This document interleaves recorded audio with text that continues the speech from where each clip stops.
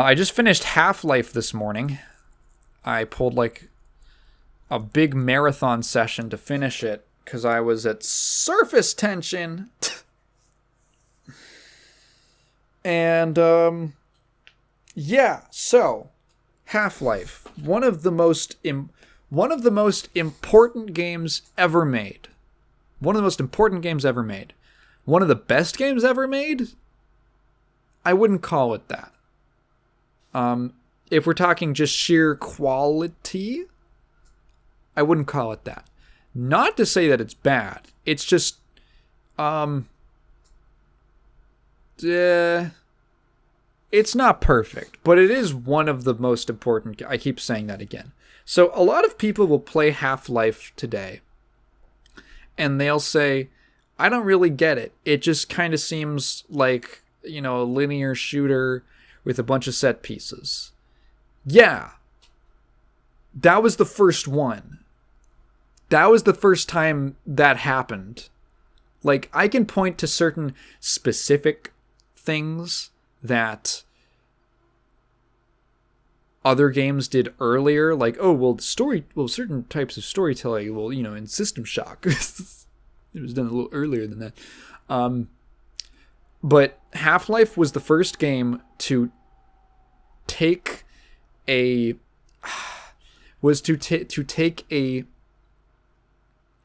story that felt like I want to avoid using movie comparisons. I want to avoid saying like a blockbuster story. But that's kind of the best way that I can put it. It's like it's letting you do it in a way that only a video game could. And in 1998, it was pretty mind-blowing that a game could do stuff like that. It's so influential that nowadays it's like, it's like a whole genre based practically of like Half-Life pioneered so many methods of scripted sequences and little environmental storytelling bits and things. And it's honestly, when you look at stuff that was coming out, it's really impressive. Is it the best shooter? It's good. It's very good. It's usually good to above average until you hit like the halfway mark. And it's supported by the fact that it's presented in such a compelling way. So the opening sequence, everyone knows what Half-Life's about, but the opening sequence, Gordon Freeman goes to work at Black Mesa. They're doing some weird experiments with a teleporter or something. There's an accident, and genuinely, the scene of the Cascade Resonance event is, to this day, I think very impressive. I can only imagine what it was like in 1998 when nothing like that had ever been done before. It's full spoilers for this game, by the way. If you haven't played it, you should. You should go play it. It's got a remaster on Steam. Very good. That whole sequence with like shit blowing up and energy crackling and the parts of the test chamber breaking apart and weird creatures teleporting in, and then the screen just flashes green and you're in a void, you're in a black void, and you just hear this the sound of your own breathing, heavy. And then flash, you're back in the test chamber. And it's going worse. And flash, and then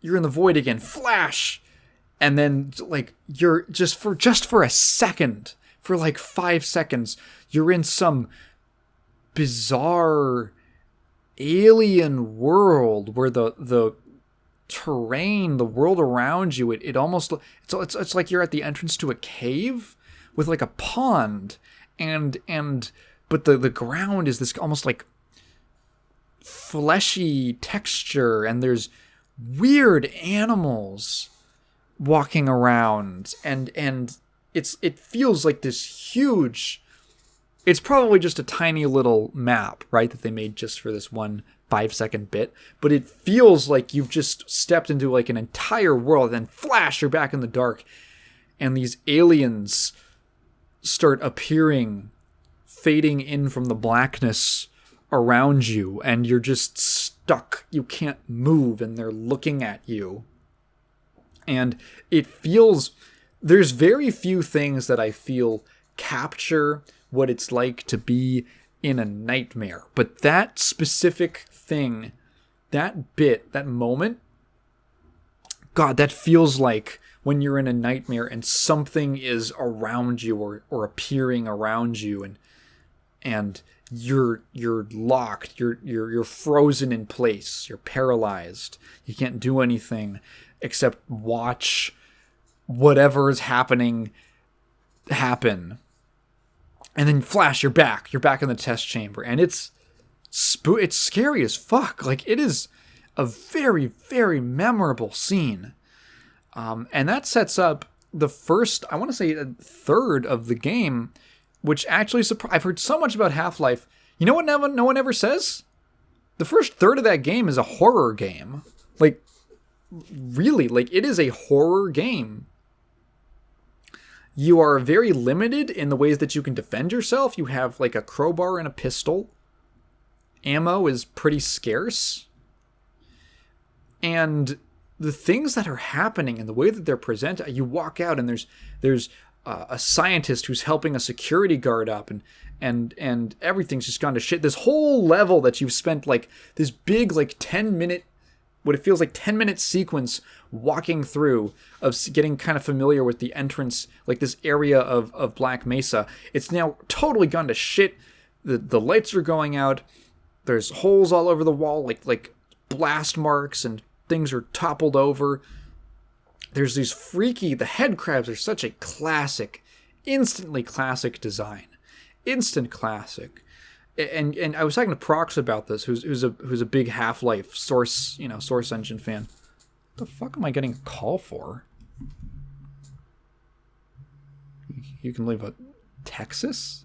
What the fuck is that? You leave a voicemail. I'm talking about Half-Life, bitch.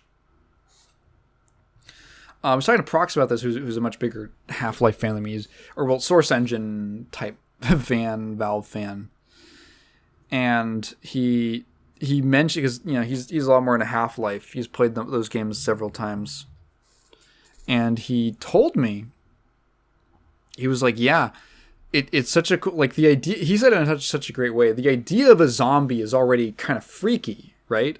But then you take it, and it isn't just a virus or something. It's this parasite, this parasitic animal that claws to your face, face hugger style. It's like an homage, a clear homage to like Aliens, but in such an interesting new kind of way, where it doesn't even, it doesn't feel like, a lot of homages are just like, oh, they're doing Aliens. This is like, oh, it's doing something cool with the idea of the face hugger. And it's so cool that it stands on its own. The fact that it latches onto their face, and it doesn't just control them. Their body starts mutating and turning into this weird fleshy creature. Their clothes are all ripped up, and they have these long, thin, like, gaunt claws.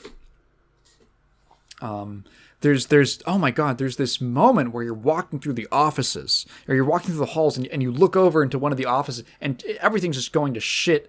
Scientists are running around, and you look over, and in one of the rooms, you can look through the window, and there's a scientist at his desk with a head crab on him, and he's sitting, his back is to you, and he's just twitching. He's just twitching and kind of like shaking in his chair ever so slightly, and you can see in such a very unnatural way. And the only light in the room is coming from his monitor that's just flickering on and off. And it's like, it's a horror shot. It's a great visual. So much darkness, so much like turning on and off the lights. You bust open a vent to climb into, but then like a head crab jumps out and you're fuck, I genuinely got jump scared by some of those things.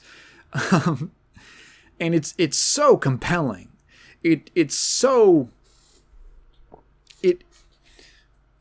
Other games had done things that were kind of similar. There were set pieces, there were scripted things, but Half-Life weaves all of these elements together in a way that feels so organic, and it doesn't feel so it doesn't feel scripted. It feels, until maybe like later on in the game, but for like quite a while, it feels like things just kind of happen. Enemies just teleport in without a very obvious like, that's clear. If I step over here, then, an enemy's going to teleport in or something. Something's going to happen. Like, when you play enough games, you start to see the seams. And with Half-Life, it's really hard to see those seams for quite a while. You get a little more familiar with the game, and then it becomes a little bit more apparent. But yeah, organic is how I would describe it. It's so it just rolls. It just rolls as you play through it. It's a straightforward shot, linear but with a clear purpose and a vision. And I love Civi11 and the YouTuber. And he made a Half-Life video forever ago, and I've never finished it because I wanted to play the game first. So I finally just ended up I watched it. It's like an hour long, and it's funny. I kind of he sort of reinforced reactions that it's not just me. People also generally dislike this part of the game, and stuff like that. But where was I going with this? Right, he pointed out. I was like, it's so it's so obvious. The game is on a track because Gordon Freeman is kind of being put on a track. I'm not talking about the literal times where you're on a track, you're on a rail. But as you find out, things are kind of being manipulated, or you get the sense, you don't find out, but things are kind of being pushed in a certain way behind the scenes by forces that you can't quite understand, that I imagine will become much more apparent when I play Half-Life 2. And that's cool. The linearity of the game is actually built into the theme and the feeling of the game, that you're being carted in a certain direction, that maybe you're not totally in control of your destiny. You're just a part, almost a puppet, an unknowing tool of someone or something else. And yeah, I don't know. It's a very solid experience. I guess to talk about the gunplay, the gunplay is fine for the most part. At some time, it varies by weapon. So the shotgun, for instance, is fine. It's a fine shotgun. Definitely not my favorite, but it's okay. It has an alt fire. It functions just like the sawed-off from Blood, but it doesn't feel as good as the sawed-off. It doesn't feel quite as good, but it's fine. The I forget, the machine gun, assault rifle, whatever it's called, the SMG. I don't remember. Your fast shooty gun feels pretty decent. It can shoot as an alt fire to shoot grenades. That's cool. Things like the crossbow I wish there was a little more feedback on getting a hit with the crossbow. The real star of the show is the goddamn revolver. Oh, I love myself a good revolver in a video game. If there's a revolver option in a game, I will usually pick that. I think it's a really cool weapon. When I played New Vegas, I just kind of mained revolvers and handguns because I think it's just so cool. And Magnum revolver in this game is fucking great. It is everything I have ever wanted a revolver to be in a game. You shoot and the sound effect is great. It pops, it punches when it hits things. It does crazy damage. It's basically a railgun. Like it's essentially like a sniper rifle. You can snipe people from way, way, way far away with just the revolver, and it's awesome. It feels so good to use. See, there's a couple of the grenades are fun. They're very bouncy. The physics sometimes don't work in ways that I'm expecting them to. There's a few too many weapons. It gets a little bloated, and some of the weapons I feel are not that useful. I feel like there's a few too many explosives. I think you might be able to cut the satchels. I get the idea, but I don't know. The trip mines, I can see... I never found a good use for them. I never found a great use for them where I felt like I was actually getting... able to make use. I'm just repeating myself. What am I talking about? I never felt like there was a good time to use them, where the grenade or it has a very the trip mine has a very similar function, I feel like, to the satchel charge. The grenade, the rocket launcher is, I wish it had more punch. The fact that you can actually laser guide it yourself is cool. But yeah, it's fine. You know what I do love? The snark. I love the snarks. I think the snark, and legitimately, I know a lot of people, apparently a lot of people don't care much for the snarks in this game. I think they're really cool. They remind me of the TNT from Blood in the way that they're like this interesting, flexible tool that you can use, but I wish more of the game was designed around them, or being able to use them. Snarks are these little alien bugs that you can pick up, and you can drop them on the ground, and they will go run off. They'll skitter off in the direction that you send them, and they will just kind of like it's such an interesting weapon because they'll go attack. They'll attack like human enemies, and the really cool way of using them is that they'll attack human enemies, and all of the human enemies will kind of aggro to them first, which means that you can set up these cool, like there's a moment where you step out of some doors and there's a soldier dude to the left of you and to the right of you. It kind of catches you off guard. And I was like, fuck, what can I do with this? How can I work around this situation? So I dropped a snark on the ground. It runs towards the guy on the left. He shoots it, and I have enough time to essentially get a full, just 2 blasts of the shotgun, and I take him out really fast. And those guys are heavily armored. The human soldier dudes, they have a lot of health. I was playing on medium. They are meaty. They are meaty guys. So taking one out so quickly was like, oh yeah, and then I killed the other guy really fast because I got the jump on him from a corner. And I was like, damn, I feel like I played that really well. I feel like I used the tools at my disposal and the environment. And I took out both of those guys, like essentially this trap that's laid for the player, without taking, I think, any damage. I wish more of the game would let me use the snarks in cool ways like that, or more weapons were flexible in that way. The Hornet gun is... I don't like it. It's one of those kind of lame cases where there's this enemy, there's this really annoying, powerful enemy that has this weapon, and then you get it, and the weapon just feels useless when you have it. Oh, it shoots out these bees that curve around corners and kind of lightly home in on enemies. And that sounds really good, but it just kind of like never kills anything.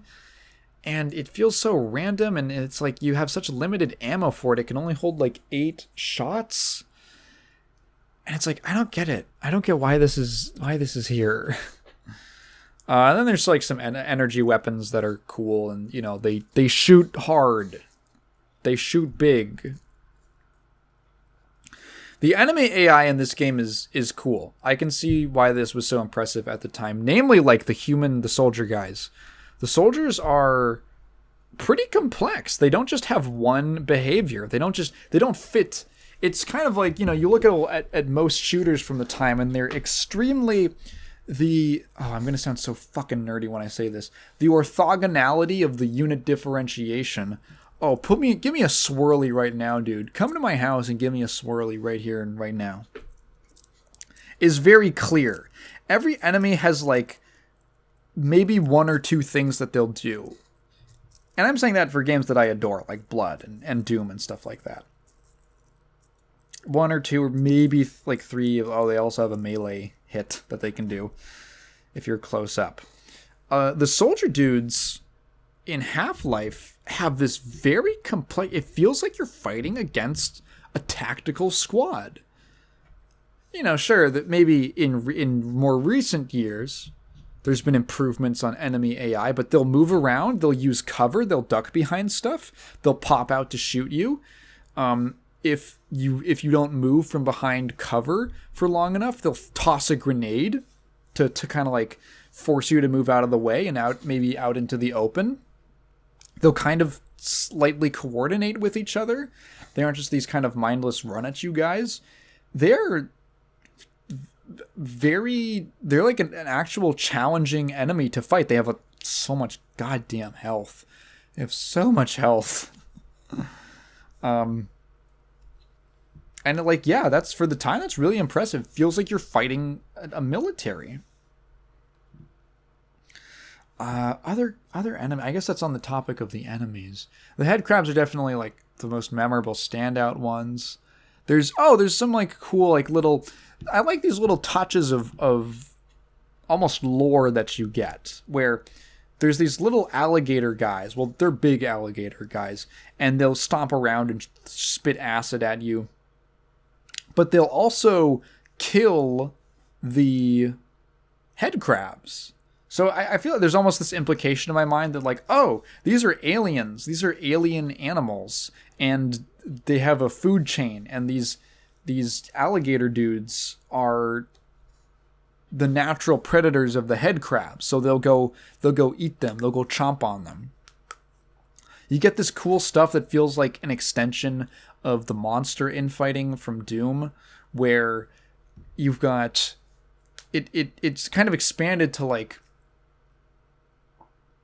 there's 2 different factions here. The military, there's you, Gordon, and there's the military and the aliens.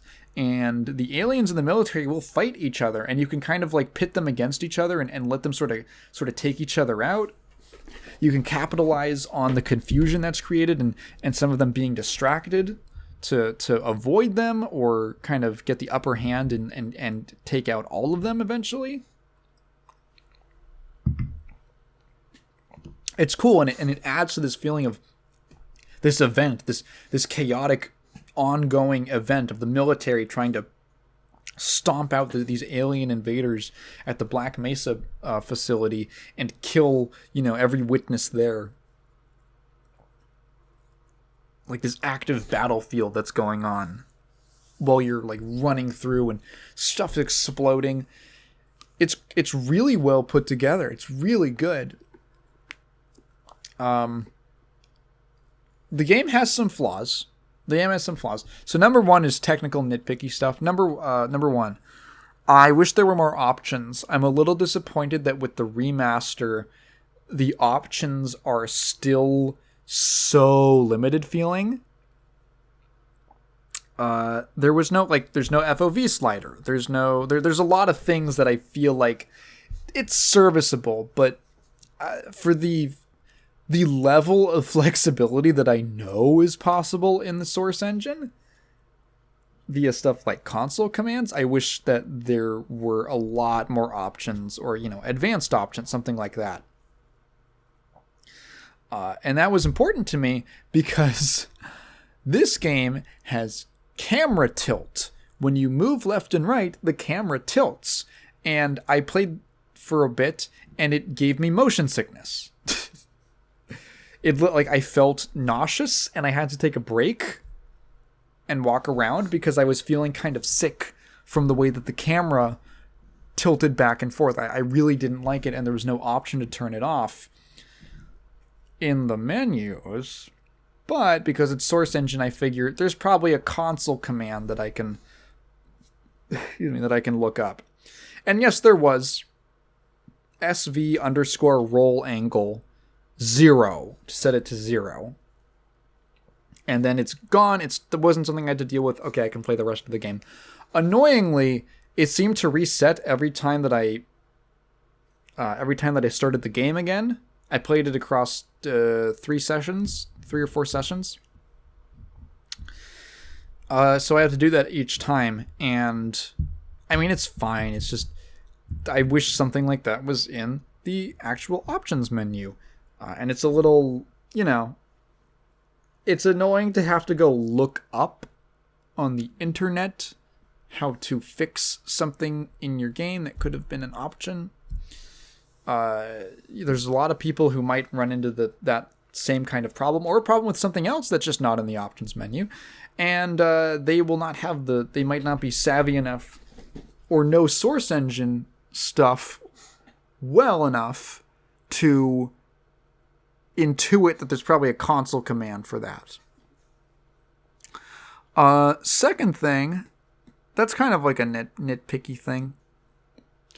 So the game does start to fall off right around, like, after surface tension. Surface tension is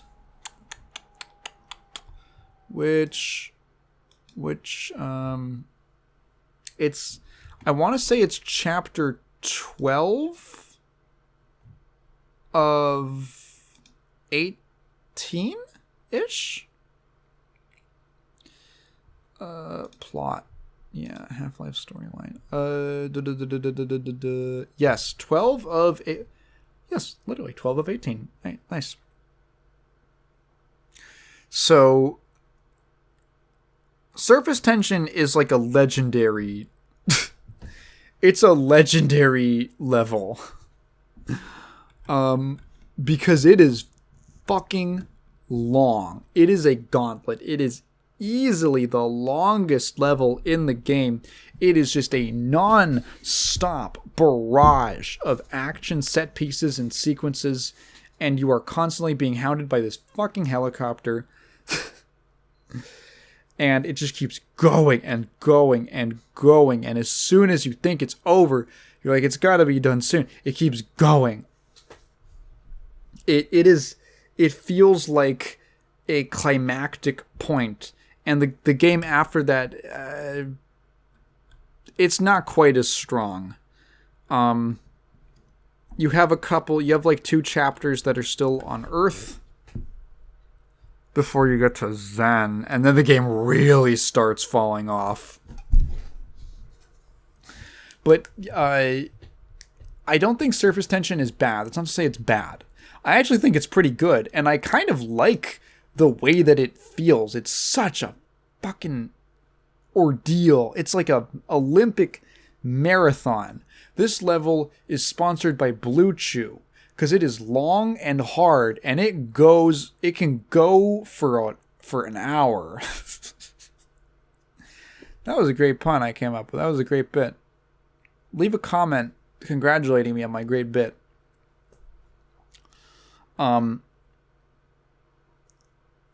And by the end of it, it's like, damn, I have done so much. You go through a lot. The games after that, you get to these these chapters. Forget about Freeman, which I kind of like love that. It's probably my favorite chapter title, but the chapter itself is like, I don't know.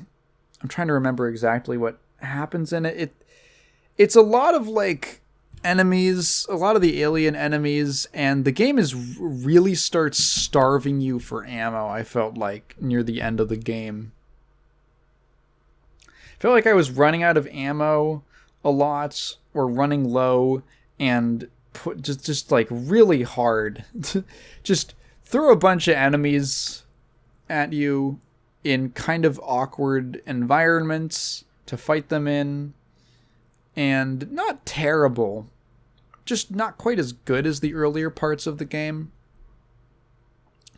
I should mention that the worst parts of Half-Life are easily the platforming. It's easily the platforming bits, and you can kind of tell that the developers didn't realize how bad it was because they do it several times. The platforming is very slippery. The movement feels fine. Movement feels pretty good when you're on the ground doing stuff and regular jumping. Oh, I should mention, you should know how to crouch jump for this game. I only knew to do that because I've played TF2 before, and crouch jumping is a thing in that game. And all, Source, Gold Source engines, or engine games. Crouch jumping is necessary. Like jumping and then crouching. Jumping and hitting the crouch button to make your way onto ledges or platforms you wouldn't otherwise be able to get onto. Built into the game. It assumes you know how to do it. I skipped the training course and just jumped straight into the game. And thank God I knew how to do that, because wow, I would have been like, you would never think to jump and hit the crouch button. It's so unintuitive. But anyway, the platforming. So you move really fast. If you hold shift, you run by default. If you hold shift, you start walking a lot slower. But in order to do platforming, you kind of, you want to be controlling you need the speed, you need the velocity, so that when you jump, you can actually, make the jump. But once you land, it gets really it feels kind of like you're on ice. And it leads to some very imprecise feeling platforming. It doesn't feel great. Quick save a lot when you're doing it. And you'll be happy to know that the last 4 chapters of the game are like all platforming. That's right, baby. When you get to fucking Zen, the alien dimension, for 4 chapters. And the game really, it feels extremely undercooked. It feels almost like an alpha. You've lots of slow platforming on these slowly rotating platforms. You gotta wait for them to come around. It's a lot of fucking waiting. It's a lot of waiting. And the stuff that you're actually doing isn't that interesting. A lot of the great set pieces don't exist. Like, there aren't really any great set piece moments in those levels. I just kind of remember the annoying stuff. There's a boss. There's an extremely underwhelming boss, a spider with a big old belly that you shoot at until it dies, and then there's that. Nothing really memorable besides stuff like that. And then fucking Interloper. Okay, I watched that Civi video, and he complains about Interloper, and I'm like, okay, I'm not the only one who thinks this level sucks ass. Interloper just goes on. The penultimate level of the game just goes fucking on. It's not as long as Surface Tension, but it feels so long.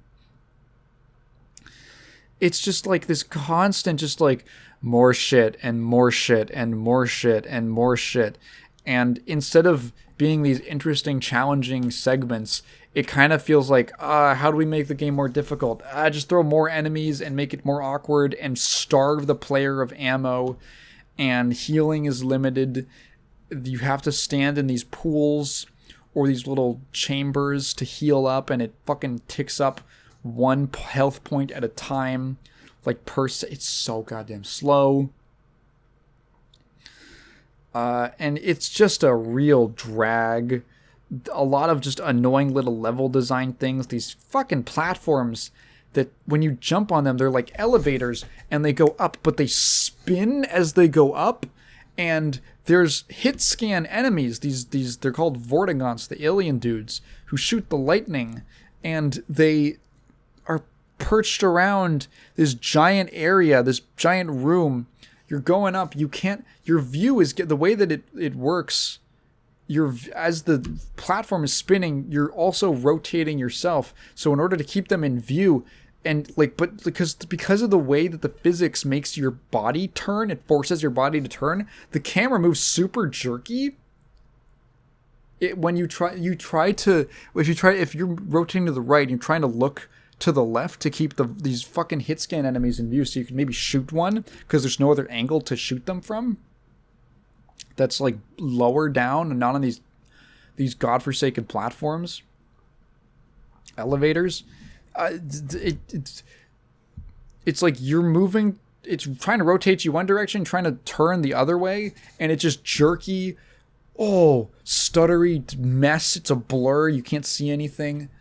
And then you get blasted by 3 Vortigaunts who have all been charging. Oh, stupid ass hit scan attack. Oh, what a terrible level. And then the final boss is fine. It's a little confusing how you beat it.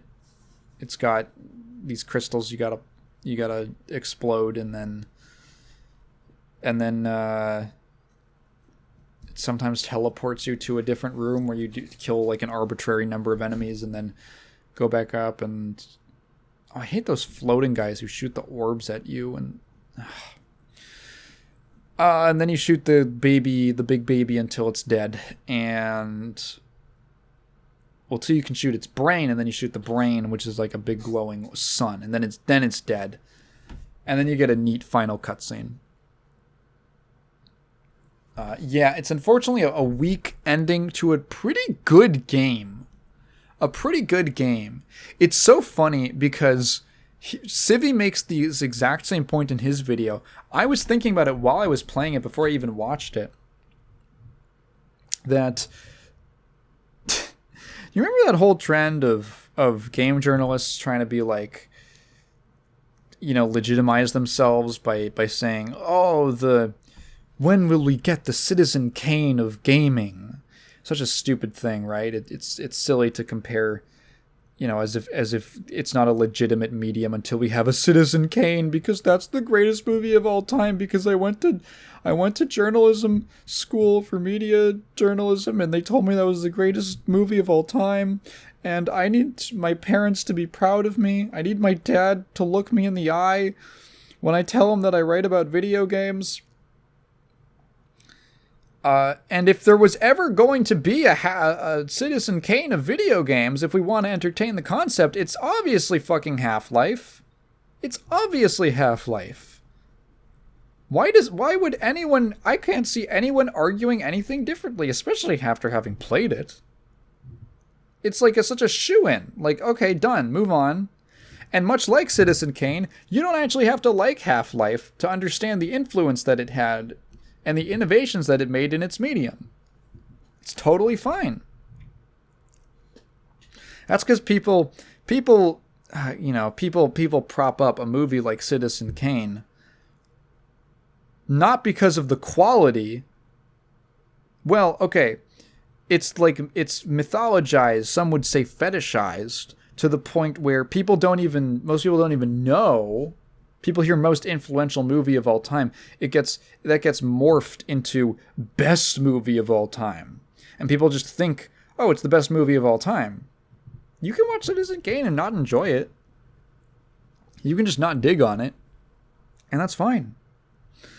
It's important because of the things that it did that were innovative for the time. And from a modern perspective, it actually makes a lot of sense to not...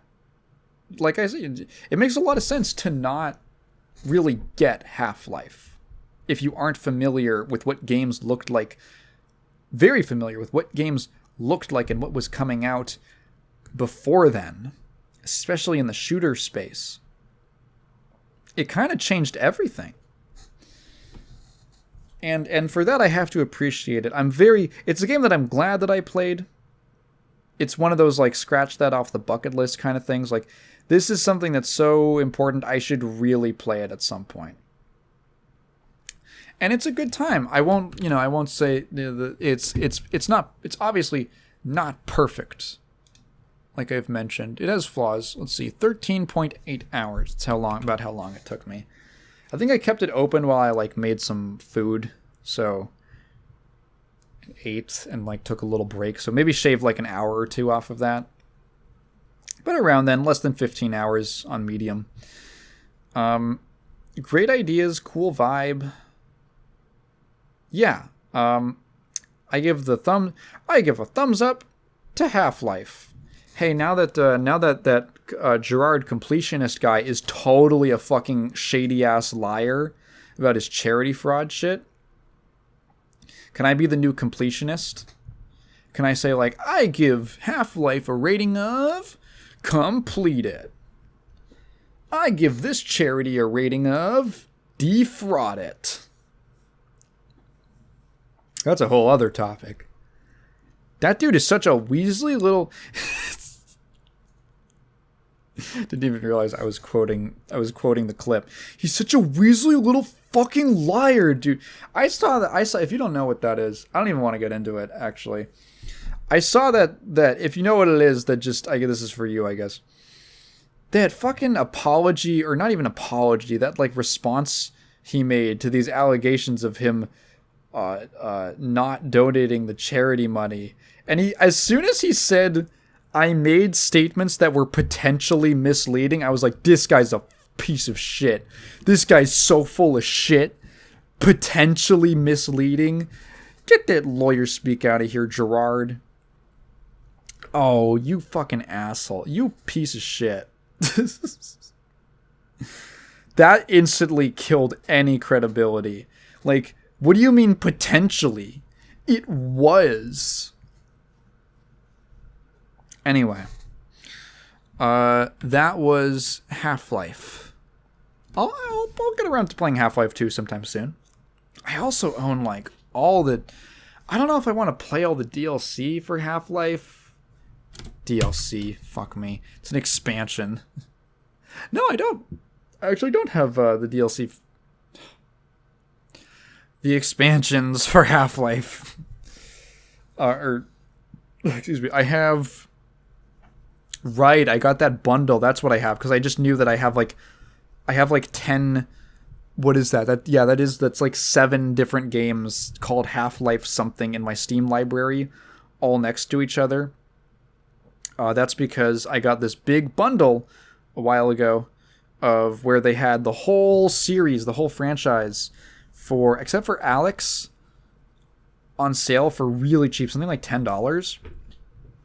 So I own that, plus Half-Life 2, and then Half-Life 2 Episode 1 and Episode... Why did they call Half-Life 2... Why did they call the second Half-Life 2 Half-Life 2 Episode 1? Why couldn't they just call it Episode 2? And then Episode 2 would be Episode 3. Maybe it'll make sense when I play it. But anyway, that was Half-Life. Half-Life.